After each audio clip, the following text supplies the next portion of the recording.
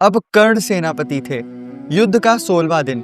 अंगराज कर्ण ने कौरव सेना को मकरव्यूह में स्थापित किया, जिसमें सबसे आगे वो खुद खड़े थे, और पांडवों ने बनवाया अर्धचंद्रव्यूह, जिसके मध्य में सबसे आगे थे अर्जुन।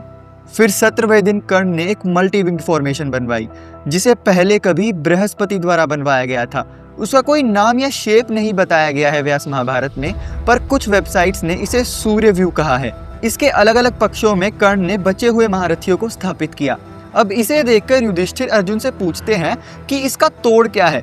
तो अर्जुन बताते हैं कि यदि सेना नायक को मार दिया जाए तो ये व्यू ध्वस्त हो जाएगा। और यही तो बात थी। उस दिन व्यूहों से ज्यादा दोनों पक्षों की सेनाओं में चर्चा थी कर्ण और अर्जुन के होने वाले युद्ध की, जो कि हुआ भी, जिसके अंत में कर्ण मारा गया। अब युद्ध में कौरव पक्ष के लिए ज्यादा कुछ बचा नहीं था। कृपाचार्य एक आखिरी बार दुर्योधन को समझाते हैं कि संधि कर लो, पर अगर दुर्योधन को मानना ही होता तो ये युद्ध होता ही क्यों। और इस तरह आ गया युद्ध का 18वां और आखिरी दिन। सेनापति थे शल्य। उन्होंने बची कुची सेना को एकत्रित किया और रण क्षेत्र में आए, पर मारे गए, और साथ में शकुनी भी। उस दिन दुर्योधन रण क्षेत्र में ही नहीं आया था। वो एक सरोवर के पास था, जहां पर पांडवों ने उसे ढूंढा, और फिर भीम के साथ गदा युद्ध में वो भी मारा गया। इसी के साथ खत्म होती है हमारी व्यूहों की ये सीरीज।